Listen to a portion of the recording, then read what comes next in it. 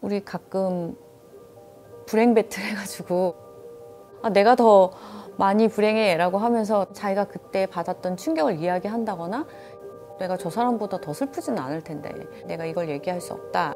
기본적으로 어떤 사건이 나면 그 사건의 당사자를 생각하잖아요. 사실 우리 안에 그만큼 슬픔에 대한 위계가 있다라는 거죠.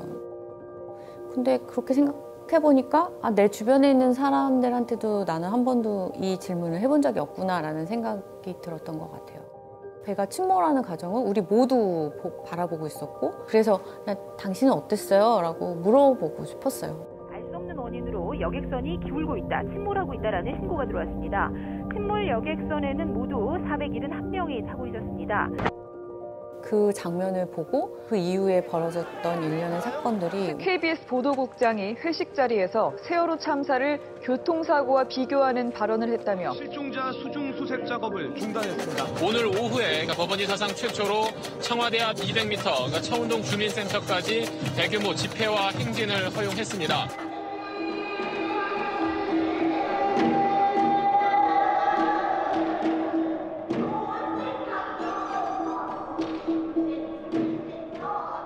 재작년에 고성에 산불 났을 때 전국에 있는 막 소방차가 막 달려갔었잖아요. 그리고 그 장면이 감동으로 좀 다가왔고 사람들이 그걸 되게 공유를 많이 했단 말이에요. 왜 그럴까라고 생각하면 제가 고성에 있지 않았고 그걸 보는 사람이 고성에 있지 않았지만 메시지를 받는 거죠. 나는 안전한 사회에 살고 있어. 누군가 나를 구하러 올 거야. 근데 세월호 참사는 완전 그 반대였잖아요.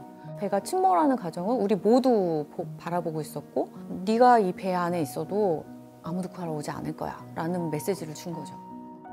각자 세월호 참사가 준 그 충격과 기억을 가지고 각자 열심히 소화하기 위해서 노력하신 그런 흔적들이 있어요. 그게 이제 카페 사장님이 되기도 하고 당시에 고등학생이었던 분도 계시고 그 다음에 선생님?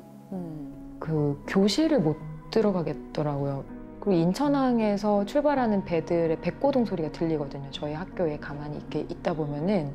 그러니까 그게 자꾸 오버랩 되는 거예요. 그게 자동적으로 연상이 돼요. 그때 고등학교 3학년이었는데요.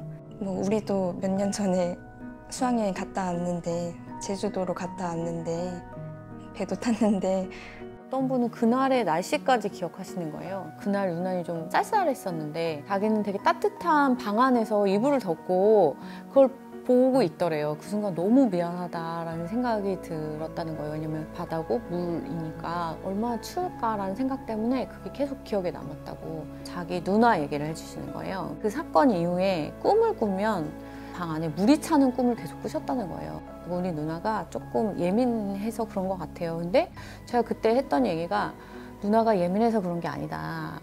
그 이후에 이 사회가 그 유가족을 폄하한다거나 그다음에 희생자들을 폄하한다거나 혐오한다거나 하는 모습을 보는 게 너무 충격이셨다.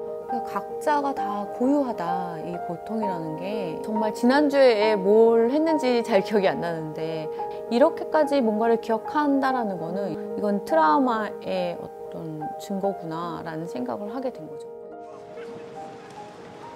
한 거의 11시도 넘어서였을 거예요. 호프집을 하는 동네 분이세요.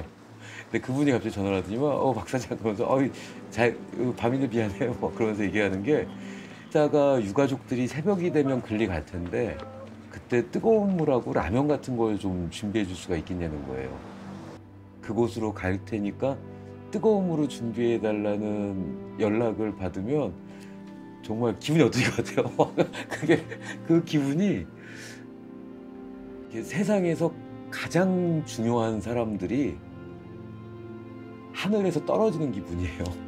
이게 제 집 앞으로 흑백에 사진을 들고 이렇게 길 한 차로를 이렇게 쭉 걸어오고 있는 거예요. 계속 걸어오고 있는 거예요.